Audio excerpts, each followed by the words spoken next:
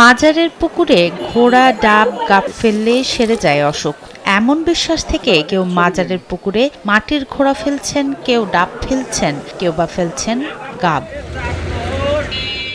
অসুখ সারাতে চিকিৎসকের কাছে না গিয়ে পাবনার চাটমোহর উপজেলার মূলগ্রাম ইউনিয়নের চকউথলি গ্রামে অবস্থিত হযরত পীর শাহ চেতনের মাজারে যান বিভিন্ন এলাকার মানুষ। এগুলো আমার ছেলের জন্য, মানুষের ছিল সেই মানুষের জন্য এই জায়গায় আসছি আর কি, যাতে আল্লাহ ভালো করে দেয় আর কি।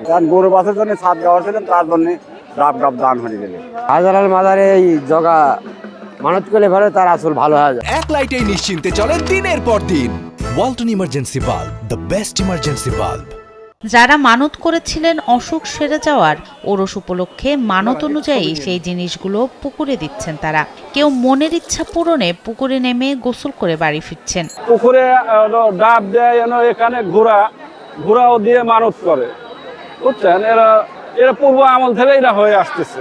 ডাব গাব দিচ্ছি খাওয়াল ফলের মানতা দিলি পরে এটা আল্লাহ পাক ভালো হয়ে যায়।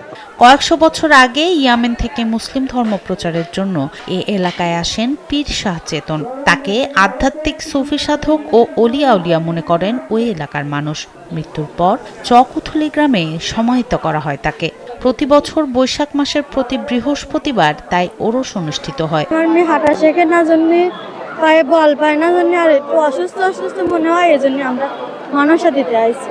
আমার পায়ে চর্মরোগ হয়েছিল, আমি দান করছিলাম যে যদি আমার একটু ভালো হয় তাহলে আমি এখানে যদি মুরগি দান করবো, ভালো হয়েছে আর কি। ওরস উপলক্ষে বৈশাখ মাসের প্রতি বৃহস্পতিবার বসে গ্রামীণ মেলা।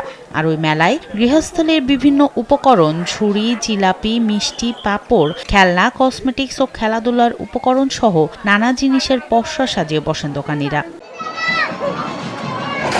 সনম সিদ্দিকী, কালবেলা।